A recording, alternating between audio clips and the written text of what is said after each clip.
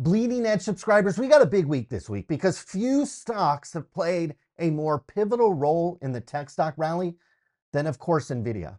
But in today's video, I'm going to reveal when I expect Nvidia's value to peak, and it hinges on a report we get from the company later this week.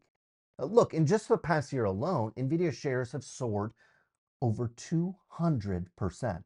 Maybe even more impressive than that is after firmly being established as the gold standard for AI chips, shares of Nvidia have climbed another 80% this year alone.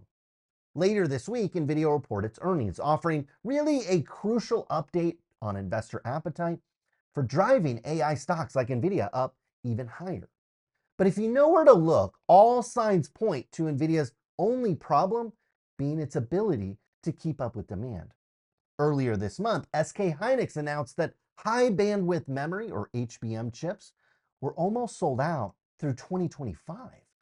HBM is a critical component to making Nvidia's AI data center chips really the best in the world.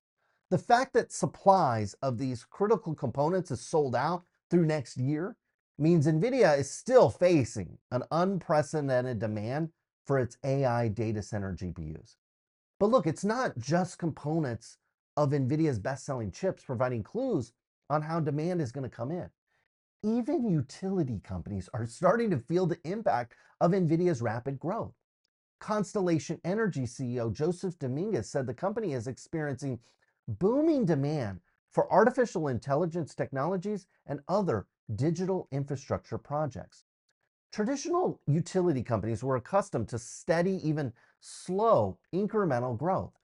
But shares of Constellation Energy have surged 82% this year as investors are starting to recognize that the rising demand for data centers is creating a new revenue opportunity for the utility sector.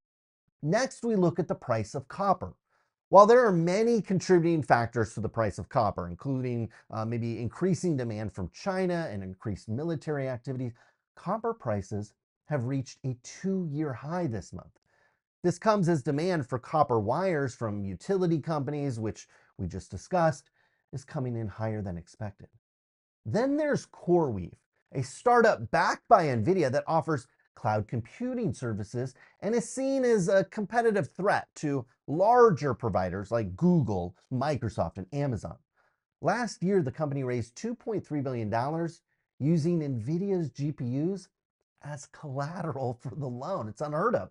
More recently, the company has raised money twice just in the past month to fuel its rising and rapid demand. The startup has seen its value soar from $7 billion in December to over $19 billion as Nvidia continues to prioritize shipments of its newest chips to CoreWeave because of its early stage investment. All in, we're witnessing unprecedented demand across the AI hardware landscape. Everything from memory makers to utility companies are seeing unusually high demand because of artificial intelligence. I expect the market, and this is the stock market and investors, to fully price in this demand by the end of this year, marking the end of the massive outperformance in the AI hardware sector.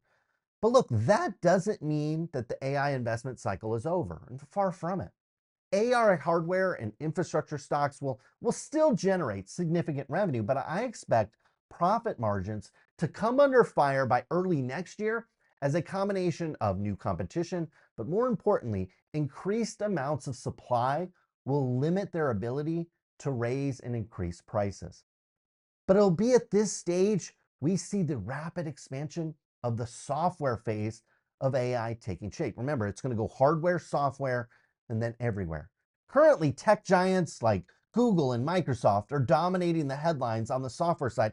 By the end of this year, new forms of AI software will emerge.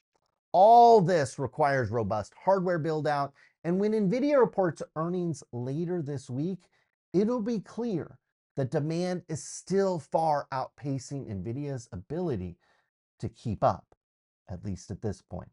I'll be back later this week to recap. Until then, have a great week, and I'll see you soon.